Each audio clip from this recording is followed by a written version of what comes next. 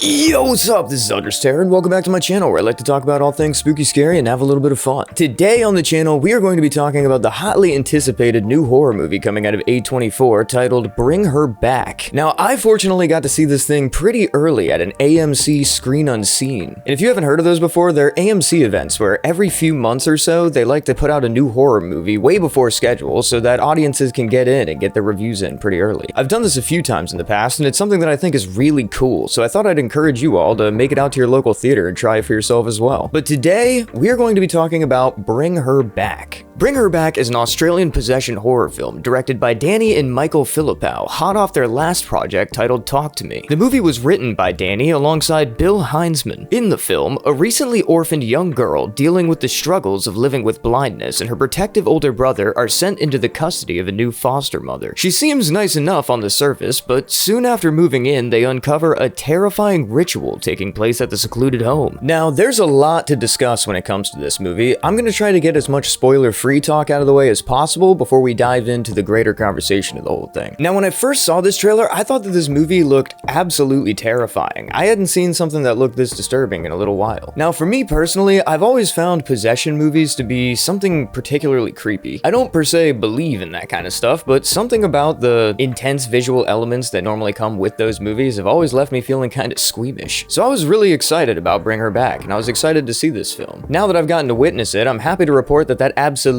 stacks up to the reputation. Could this be A24's big return to elevated horror? A few years ago, when you saw the A24 tag on a horror movie, you knew that that thing was going to be different. But in the past couple of years, they've kind of lost that identity that separated themselves from the other horror movie production companies out there. Will Bring Her Back be just bizarre enough to return them to their roots? Bring Her Back is twisted, and it really hits on a lot of different sensitive subjects and matters that'll trigger a lot of different people. This film puts death and loss under a magnifying glass and really studies in on what happens when you lose a family member. That's something that can be a very sensitive topic for a lot of people. But this nosedives into the deepest, most tender part of that conversation, I promise you. Now, with that said, a possession movie that focuses on familial loss, I think we saw another one of those that was pretty great not that long ago. Obviously, the Hereditary parallels here are noticeable. One thing that I kept in mind going into this is that I didn't want it to be too close to that movie. I wanted this to have its own identity and not feel like it was just ripping off something that was great that came before. And again, I'm happy to report that it lived up to that expectation. Bring Her Back finds its own way to wiggle itself under your skin and really make that thing crawl. This film has a unique film style, often mixing in some crazy VHS footage into the whole thing, and it really just makes it all feel very unsettling. The film is well lit and beautiful, but that good lighting and beauty kind of makes it all more intense when the insane gory bits start to come up. They really catch you off guard, and they really make you cringe in this film. Just short of an hour and 45 minutes in runtime, this thing packs so much into it. It's amazing, honestly. The pacing feels like it's really well done, because as I was watching it, it didn't feel like that movie was that jam-packed. It didn't feel like it was forcing things down my throat. But when I got home and I started thinking about it so that I could make this video, it really made me understand how much I had just witnessed in that amount of time. It's crazy that they were able to paint it in such a way where it still feels like a slow burn while also being able to get so much information across to the viewers. But with so many goodies packed into it, that gives us a great amount of time in hindsight to go back through this thing and pick out all the things that we missed before. So we're gonna do that today. We're gonna go through the whole film, I'm gonna explain it to you guys, and at the end, we're gonna see what kind of things we might have missed. But we've got a great movie in store for us today, so without further ado, let's hop in to Bring Her Back. The film begins with some disturbing scenes of a strange ritual taking place. We see a woman walking around with a video camera, recording as another woman is being strung up by a man wearing some heavily soiled tighty-whities. The camera woman shifts our focus to the dead body of another woman wrapped in a blanket before changing it again to show another one saying a prayer in some kind of a foreign language. We zoom in on a very strange but distinct marking under her eye. The whole scene is intercut with some wild visuals of what we can only assume are of a possession taking place. From that nightmarish scene, we transfer over to our main characters for the film as we are introduced to Piper, a young blind girl as she's doing her very best to impress a group of girls waiting for a bus. The stuck-up kids are rude and don't even bother to mask that they're weirded out by her condition, but her brother Andy catches up up to her and walks her back home, doing his best to convince Piper that the girls looked pleased to meet her, though she can tell from the vibe that he's not telling the truth. Making it home, Andy is outside working on his car, trying to half fix and rig up his side view mirror when Piper comes frantically running outside calling for his help. Something's up with their father. He's not opening his bedroom door or responding as the kids call out to him. They cautiously break their way inside, but when they do, they find their father in the shower having fallen and hit his head. From the looks of it, he's been there for a while. The children break down in grief as Andy attempts CPR and the police are called to clean up the scene. As they cart out the body, Andy is shaken by the continued sounds of them banging his dad's corpse on a gurney repeatedly into the doorway. The disrespectful sounds twist and swell as we are transported to a CPS office. Here, Piper is told she's being sent to a nice woman who's eagerly awaiting her arrival, while Andy, being 17 turning 18 in just 3 months, will be getting his own living arrangement set up with the ability to apply for his sister's custody when his birthday rolls over. The kids don't like the sound of this and demand that they stay together. Luckily for them, the new foster family agrees to their conditions. When the siblings arrive to their new home, it's warm and welcoming. Music is blaring, the front door is unlocked for them, and their foster mother Laura is ecstatic to meet them. Well, she's ecstatic to meet Piper. Andy kinda gets the short end of the stick, with Laura taking a new family pic and deliberately covering him up in it. The new foster mother introduces the kids to their new family pet, an old taxidermied dog she keeps lying around. Laura admits that this may be weird, but she just couldn't bear to let the poor thing go. We also learn here that she recently lost her daughter, Kathy, who was blind, just like Piper. I wonder if she still keeps her lying around stuffed as well. While unloading their luggage from the car, Andy notices a strange line in white paint that circles the perimeter of the property. The kids head out back to get a look at the yard, but when they do, they accidentally let out Laura's house cat. Following after it to a drained pool, they find the cat struggling in the arms of another child as he stands in the center wrestling with it. Laura runs out to rescue the poor animal and introduces us to Ollie. Ollie is a little odd to say the least. He's an orphan just like Piper and Andy, but he's taken a vow of silence ever since his foster sister drowned in that very pool. He also bears the same distinct marking on his eye that we saw on the woman in the film's intro. Interesting. Laura rounds up her foster children and measures them all by marking their heights on a wall traditional style. While measuring Piper, she asks what Ollie looks like, and Andy says he looks like a nice young man, with Laura adding on that he's got the most beautiful red curly hair. Now, Ollie does not have red curly hair. He has dirty blonde hair and a shaved head. This irks Andy a bit as he doesn't appreciate her lying to his blind sister. Laura even gives Andy a little smirk, almost like she's messing with the poor girl. From here, Laura takes the children to their new rooms, with Piper being stationed in Kathy's old room and Andy getting a kinda Harry Potter storage area for his. I think I'd take his setup over Piper's though, as her room is still entirely furnished and decorated the way Kathy previously had it all set up, all the way to having a large carving of her name on the mantelpiece. The two are so shaken up from their recent loss that they're happy with what they could get, and know their plan is only to stick it out for a few months anyway. Laura checks in on Andy, but for some reason addresses him with immediate combativeness and aggression. She kinda pokes and prods at his mental by asserting she used to be a professional counselor that people would pay a lot of money to come speak with, telling him that he should feel lucky to have such an accomplished professional to speak to about his recent traumas. He thanks her for providing him with the space to open up, but the whole thing's still fresh and the boy needs a bit of time. Piper calls out to him through the thin walls of the house, and while he gets up to listen to her, he catches Laura immediately grabbing and scrubbing through his phone, reading his messages and looking through his camera roll. Andy is shocked by this and snatches the phone back, prompting a terrified reaction from Laura. He apologizes as he didn't mean to scare her, but she responds that she saw a message of him calling his new foster brother a weirdo and displays some major offense to this. Later that night, Andy pounds back a protein shake and pumps some iron when he notices an outside light triggering in the backyard. Taking a look out the window, he sees Laura and Ollie entering the pool house in the wee hours of the morning. Confused by this, but shaking it off, he finishes up his workout before heading to bed. The next day when he awakes, he's embarrassed to realize he's soiled himself in the night. No time to worry about that though, as he throws his clothes in the wash and prepares for the dreaded funeral of his father. Okay, so immediately there's a few things going on here to take note of. So first of all, Ollie is definitely a little off. I don't know what he was trying to do to the cat in that pool, but that does not check out, man. Come on, Laura knows that doesn't pass the smell test, and she's still gonna try to ridicule Andy for even daring to say something about it. And isn't it interesting that Laura lies to Piper about what Ollie looks like? It's just a simple throwaway to her, right? But Piper is blind. She can't see, so this is what she imagines her foster brother looking like. Just feels like kind of a sick game to me. It's also worth it to note that Laura's immediate hostility to Andy could be because she never really wanted him to come live with her in the first place. When they're first being sorted, the counselor tells them that this mother doesn't want any troublemaking kids living with her, which is very ironic considering how Ollie has been acting. But no, apparently Andy got in trouble for something back when he was only 8 years old that we don't really touch on too much just yet. Between the stuck-up foster mother, their weird nightly visits to the pool shed, the weirdo brother, and the insane circle drawn around the house, there's definitely some things that are lining up in a negative direction here. But these kids are just happy to have somewhere to call home after having that tragic experience with their father. They're willing to overlook all of this because they're just blinded by grief at the moment. Laura locks up Ollie like a misbehaving dog before taking the children to the funeral. Once there, Piper and Andy stand before their dad's open casket, and Andy is really not trying to look at the body. He is traumatized and PTSD has been kicking. The poor kid hasn't even been able to bathe himself as the flashbacks are just too much to bear. Piper, however, asks her brother what the body looks like, with him responding that their father looks peaceful, though he doesn't actually look for himself. To this, Piper calls out grapefruit, a code word used between the two to signal when they're being honest. When one calls grapefruit, the other knows that they're being serious. Outside the building, Laura confronts the two, exposing to Piper that Andy never actually looked at the body and that he had lied to her about having done so. This deeply upsets her as he broke her trust when he violated their little code word. Laura demands that he make this right and go see the body one last time, claiming it'll be good for his mental health, expressing that the soul stays within the body for months after death. He does attempt this, but it is anything but good for his mental health. Feeling overwhelmed with memories of that terrible afternoon, Andy is shaken as Laura instructs him to kiss his father goodbye. He forces himself to do this to please his now aggressively creepy new foster mother, but she's not done there. She wants him to kiss his dad Tom Brady style. Andy freaks out and refuses, being tormented with the visions of giving him CPR just days prior, and Laura tells him it's okay before smooching the man's lips herself. Andy heads out for some air, but alone with the body, Laura clips off a lock of his hair and stashes it in a memorial card into her purse. So while they're out being mentally filleted,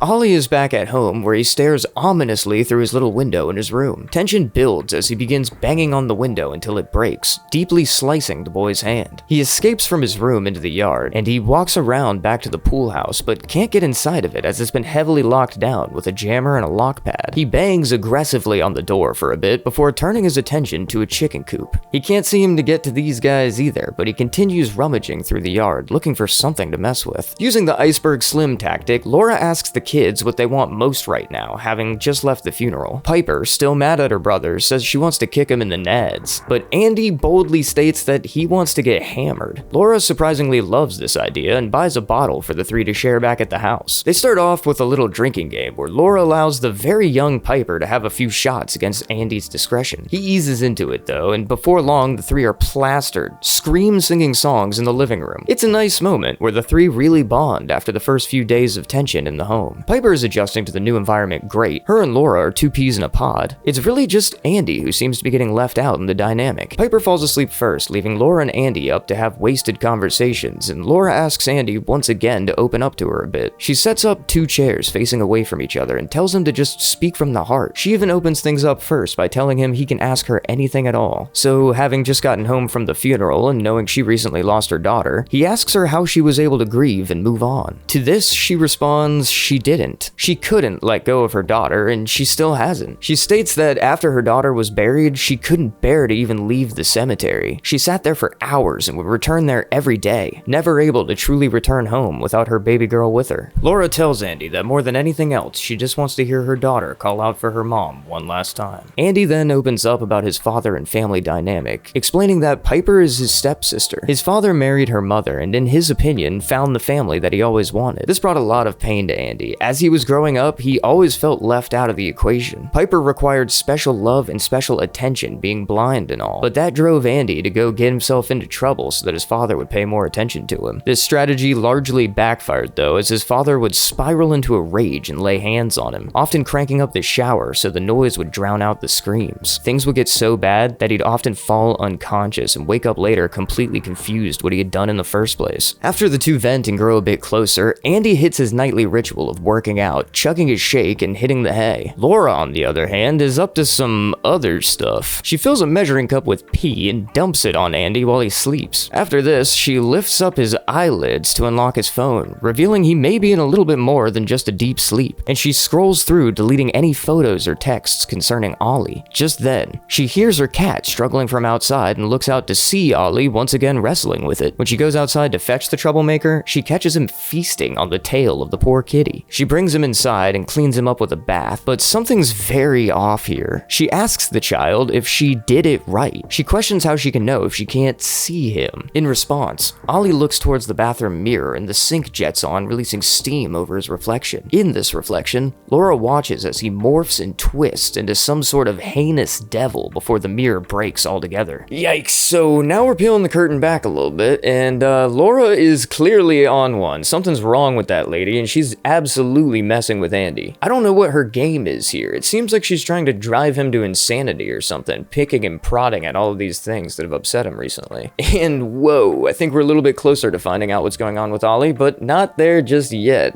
It appears that the kid has demons in him. At least, I'm pretty sure what we're seeing in the reflection there is a demon. It's a little bit easier to see in the movie than it is in the trailer where I got the screenshot from, but trust me, something's wrong. The next day, Andy wakes up to find he's soiled himself again, or so he presumes at least. He goes to wash his sheets, but is intercepted by Laura, who shames him in front of his sister. Piper thinks this is gross and tells her brother that her and Laura have a girls-only day planned, meaning he'll have to stay behind and look after Ollie. This shouldn't be too hard though, as Andy's been instructed to not let Ollie out of his room and for him to just go take a shower. Andy tries to force himself into the water, but he just can't work over the fear he feels and instead opts for a little bird bath using the outside hose. While cleaning himself, he notices Ollie up in his room looking at him through his window. Andy waves, but Ollie responds by slapping a bug against the window and eating it. Assuming the poor child must be hungry, he lets Ollie out and takes him to the kitchen for a little snack. He does his best to try and socialize with the boy, telling him he'll trade him slices of fruit in exchange for the boy to write some words down on paper. This being as solid an effort to communicate as he can think of. Attempting to hand Ollie a slice, the boy grabs the knife by the blade and snatches it away to eat the fruit. Andy is taken aback by this and quickly moves to grab a plate for the kid to eat off of instead. When he turns back around though, Ollie is straight up vertically munching on the blade of the knife, and it is gruesome. Andy tweaks out and grabs the boy, rushing to his vehicle in an effort to get the kid to a hospital. Ollie is freaking out, but the intensity is cranked up to 11 when he's dragged across the painted line of the driveway and begins seizing in agony. Andy here is blasphemously confused what's happening and tries his best to help his foster brother, but nothing is helping. The kid looks like it's about to pop a baby alien the way his stomach is bubbling and punching out. For a moment, we even hear the boy speak, calling out, "Help me." Just in time, the girls arrive to the scene and Laura begins screaming in horror, asking why Andy would let him out of the house. Andy yells and speaks for us when he says the boy clearly needs to go to a doctor, but Laura dismisses this and rushes him back inside of the house. Locking herself and the injured Ollie inside of her room, Laura begins panicking as she tries to figure out how to save the child. She digs through some VHS tapes before plopping one in and playing it for Ollie. Could this be his favorite cartoons to calm him down? Nope.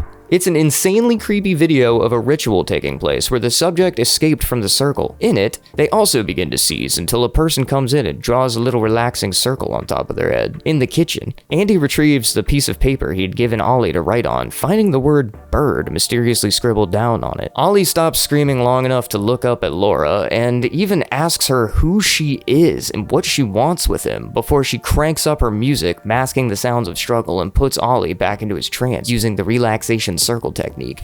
This whole sequence here is so wild and disturbing. I don't know, maybe it's just me, but the way that they show him biting down on this knife is horrifyingly gruesome, man. It made my stomach churn in the theater. Clearly that boy is very hungry though, isn't he? When Andy's able to drag him outside and you start to see his stomach like bubbling and pulsating like something's trying to get out of him, it is gnarly as well. What is inside of him? What do you think's trying to get out? Is that like a demon or something? When he crosses the barrier out of the circle, the demon's just like being expelled from his body and like forcibly removed or something. I'm not exactly sure. It is really interesting to note his little snap to consciousness that he experiences, kind of becoming aware of his surroundings and being like, what is going on here? That is so terrifying. Who is this boy and why is he at this house? I'm starting to think that maybe he doesn't have curly red hair after all. After a very eventful day, Andy tries once again to take a shower, this time willing himself into the water and embracing the challenge. On the other side outside of the glass, however, we see someone entering. Noticing something strange, Andy peers out and sees the frightening apparition of his father staring back at him. Andy is locked in fear, but pushes back on the shower door to get a better look. In his father's voice, he hears, "She will die in the rain," before he slips and smacks his head on the shower floor. We're jump cut to a hospital where doctors tend to Andy and he screams out for his little sister. Back at home, Laura checks her weather app, confirming that yes, multiple days of heavy rain are ahead. Piper checks in with her and asks her how Ollie is doing. Laura tells her she has everything under control and that her foster brother will be just fine with a little bit of rest. As she explains this, we see her pop open that memorial card from the funeral and feed some of the hair to Ollie. Laura visits with Andy at the hospital where he begs her not to let Piper out into the rain, telling her about the vision that he saw in the shower. Andy believes this was a warning from beyond the grave, but Laura dismisses this as Andy's memory not being trustworthy. She states that he's linking this to his trauma, but promises not to let Piper out to comfort him. Returning home, Piper checks back in with Laura as she watches old home videos of her daughter playing and enjoying life. She tells Piper that the rain always makes her think of Kathy, as she loved everything about it. Piper comforts her foster mother, offering to stay and watch the tapes with her. On the tape, we hear Laura call out to a boy named Ollie, seeing here a boy with red curly hair that is absolutely not the child we know as Ollie. Just after we see this, Laura grabs Piper up and takes her out so that the two of them can dance in the rain the way that her and her daughter used to. The moment is sweet, and Laura tells Piper she's got something she needs to show her before gifting her Kathy's favorite sweater. She places it on her and then ties up her hair the same way Kathy used to like it. And here Laura asks Piper how she's feeling about her new home, bringing up if she'd be willing to stay there even when her brother is old enough to apply for guardianship. Piper lets her down on this one, stating that she still wishes to stick to the plan with her brother. Laura is obviously displeased to hear this, but doubles down asking Piper to call her mom. In response, Piper also doubles down, saying, "Yeah, maybe we're not really there yet, lady." Clearly upset by all of this, Laura tells Piper she has one more thing to show her and guides her into the always locked up pool storage. Inside, Laura opens a deep freezer and we see Ollie as he overlooks its contents before slipping away into the shadows. Piper places her hand in the deep freezer, feeling for what it is she's supposed to be shown. Though Laura informs her it's just meat, we the audience see that it is the exhumed, frozen, and preserved body of her daughter Kathy. Andy is discharged from the hospital, with Laura beyond upset about this. She expresses that he's been having a mental break with the added concussion and scolds the hospital for not wanting to hold him longer for more testing. On the other hand, he is just happy to be back in a position to protect his little sister. He checks in on Piper, tucking her in and taking solace in her peace. Laura, though, interrupts this, calling him creepy and sends him off to bed. After he hits his workout and goes to sleep for the night, Laura grabs Ollie to begin his final programming. She sits him down and Clockwork Orange style forces him to watch these tapes that we've been seeing glimpses of throughout the movie. On them, we see a ritual taking place with helpful subcaptions that explain the very simple process of resurrection. Step 1. Contact the demon as a conduit. Step 2. Mimic the death of the individual with a living person. Step 3. Have the demon conduit consume the body of the original person. And Step 4. The conduit demon regurgitates the soul into its new host. Easy enough. So the footage that they show during the resurrection process is absolutely insane. It's all this creepy, disturbing VHS footage of this ritual taking place in some other location with some other people. It's all recorded on VHS tapes that were presumably given to Laura by whatever cult she made this deal with to figure out how to do all of this. It's like Resurrection for Dummies, but on a VHS tape, if you can imagine such a thing. She watches these things to study how to do all of these rituals and how to take care of this conduit child that she has, but the tapes themselves are absolutely wild looking. This is the type of possession stuff that made my skin crawl as a kid, and I'm happy to see it hitting the big screen here. This is gonna terrify a whole new generation, I'm sure of it. While watching this, Laura continues drawing little circles on Ollie's head as if it's how she controls him. After their nighttime education session, Laura devises a new plan to get Andy out of the house. She masks herself in Andy's body spray before sneaking into Piper's room and, I kid you not, straight up decking the sleeping girl in the face. The next morning when Andy wakes up, he finds the two in the kitchen, with Laura immediately accusing Andy of sleep sneaking his sister in the face. Of course he denies this, but Piper suggests she did smell him in the room when it happened. Andy gets heated with Laura, telling her that he knows something's up, but she combats this by claiming that he beat Piper because their father used to beat him. Now he's just continuing the cycle of violence. Piper freaks out, having no idea what Laura is talking about here, and in the middle of this heated moment, we see Ollie out in the back scarfing down on some raw chickens. Andy snaps a picture of this immediately, but Laura quickly grabs the phone from him and attempts to delete it. Andy struggles back, trying to save the image, but it's too late. Their struggle comes to an end when he punches a hole in the wall and Piper steps in the middle to break it up. Andy tells his sister it's time to go before something bad happens here, but she doesn't want to listen. Laura has effectively driven a wedge between the two of them, and Andy storms out alone. Laura sends Piper to a local YMCA type club thing to blow off some steam with some other visually impaired kids while she heads home to sort things out with Ollie. Elsewhere,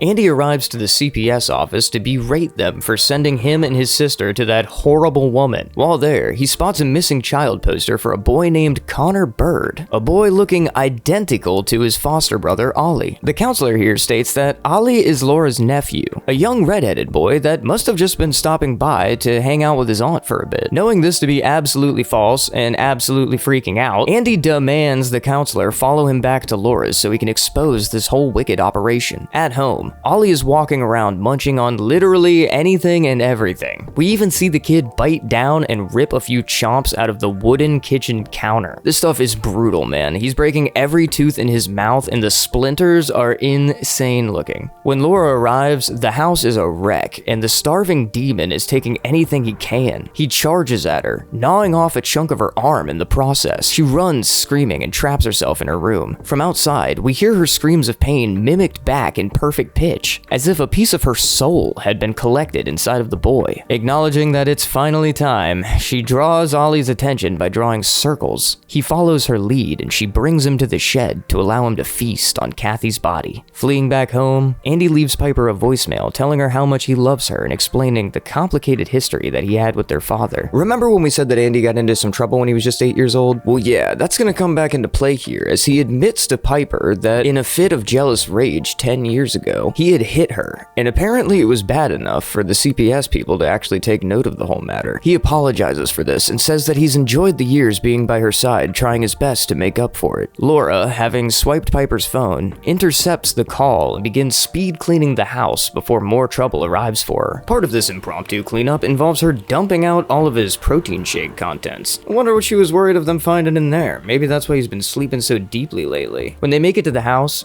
Andy stays in the car, and at first, Laura manages to use her charm and former history working for the office to convince the counselor everything's just fine. Andy just has a few problems with himself and he needs to sort those out. Before she leaves, however, the counselor does notice a bit of blood dripping down Laura's arm, and here she completely drops the act. She tells the counselor they've been friends for a long time and she has to hear her out here. She's spoken to an angel and she thinks she's found a way to bring Kathy back. Outside, Andy finally manages to break into the mysterious pool shed and finds Ollie feasting away on Kathy's body. He runs inside to alert the counselor, and she does in fact witness the terrible sight for herself. Now aware of how insane Laura is, the two rush back to their car, but are straight up ran down by Laura in the process before they can make it. This collision instantly kills the counselor, and Laura finishes the job on Andy by drowning him in a puddle. With all of the pieces in place, she picks up Piper and takes her home to complete the ritual. When they get home, Piper asks where Andy is and hears him calling out to her from down the hall. Following his voice, the person she finds at the other end is definitely not Andy. She can sense that. Laura tells her Andy is waiting for her elsewhere, offering to take her to him, and this is when it all finally clicks for Piper. Something is not making sense here. She runs away and fortifies herself in the bathroom where she discovers the body of her brother. Distraught, she makes a break for it, trying to escape, and gets wrestled and bested by Laura after blindly running into a cabinet and knocking herself out. Laura drags Piper to the pool, which has now filled about halfway with rainwater. Ollie joins them and waits patiently as Laura attempts to drown Piper in the water. Piper fights and struggles, doing her best to save herself. As the fight continues, Ollie has to contend in a fight of his own as he struggles to keep down the soul inside of him. Unintentionally, the voice of Kathy escapes, calling out, "Mom?" And Laura immediately folds here to her emotions. Unable to commit, Piper frees herself and runs off into the woods. Ollie pursues her, but after a swift kick to his bloated gut, she manages to escape. Ollie purges the collected soul, putting an end to the foul ritual, and notices a missing person poster with, what do you know, the name Connor Bird laying before him. Somewhere inside, Connor bridges over and forces his body to move outside of the painted circle. He twitches and seizes, but after some time, he returns to Connor. Police arrive and rescue the severely wounded boy before they enter the home and discover Laura laying in the center of the pool, cradling her long-deceased daughter one last time. The film ends with Piper finally listening to that voice message left for her by her brother, as she's picked up on the side of the road by some kind people that presumably will take her to a foster care system that will not repeat this cycle, hopefully. What an ending, what a movie, just wow, there is so much process here. When I first left the movie theater, my jaw was just kind of on the floor. I really didn't know what to say for a solid like 20 minutes. I had to process all this. But now that we're here and I have, let's dive into it, shall we? So man, first and foremost, I feel so bad for Andy. What a feel bad way to end his character arc. The kid just really deserved better. He was a good-hearted kid that really just looked after his sister as much as he possibly could and fought headstrong against all this crazy stuff to try to give them a chance at escaping. In the end,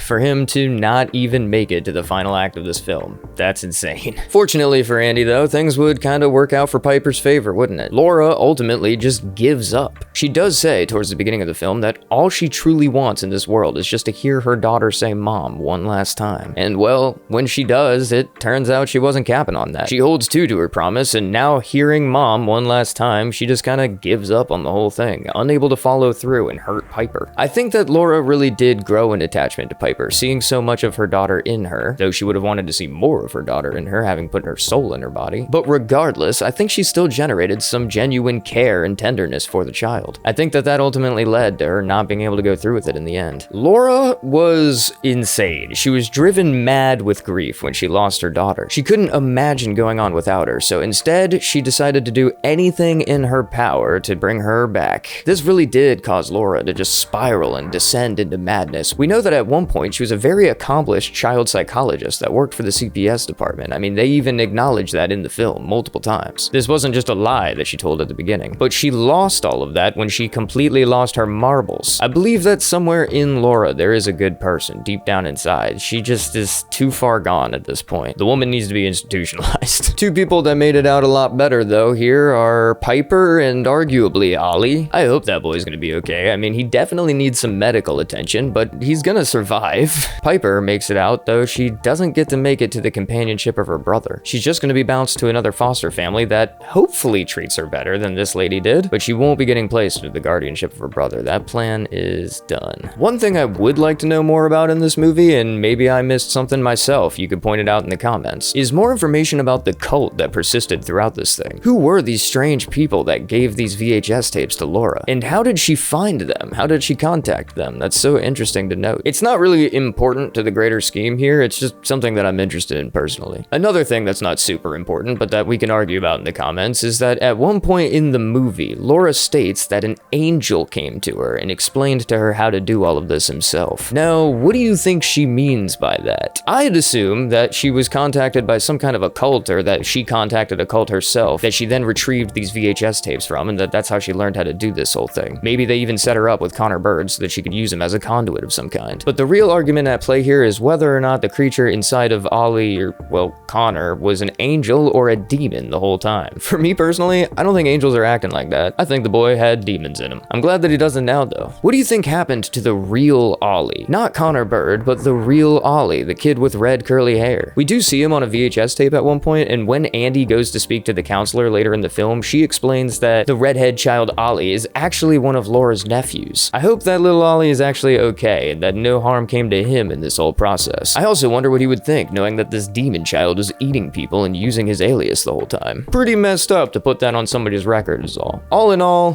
Bring Her Back was great. I really liked the movie. I thought that it was scary, I thought that it was well-paced, and it really just delivered for me on a lot of fronts. We've been getting a lot of slashers and dark comedies coming out recently, and it was really refreshing to get something that just kicked me in the psyche. I don't think that Bring Her Back is going to be the next cultural smasher or anything like that, but for horror fans and for people that want a little fright in their life, we're going to be talking about this for a while to come. I feel like Bring Her Back could heavily benefit from a second watch. Though I haven't had the time to do that myself, I feel like if you have the time, you should go out and do that. There may be some more things that we're missing out on here. If you find anything and it intrigues you, come back to this video and drop it in the comments down below. I'd like to host a discussion about those things. Also hit the comments down below and let me know just how you felt about this movie in general. How do you think it stacks up to such a similar movie in Hereditary? Do you think that it was able to hold its own identity and make a smash in the horror genre? I think that it did. I don't think that it was too much. It would be very easy for this film to just feel like a clone of one that came before it, but I really feel like it did its own thing. However you're feeling today, let me know down below. If you enjoyed my video today, be sure to like, comment, and subscribe for more content just like this. Also, if you enjoy it, be sure to send it over to a friend you think might like it as well. I'm still new over here on YouTube, but I've got hours of horror content on my channel for you to check out. Head on over to my catalog and browse that for a little bit. You'll probably find some other videos you enjoy. As always, I've been Elder's Terror. Whether your day's been going good or bad today, I hope it gets better.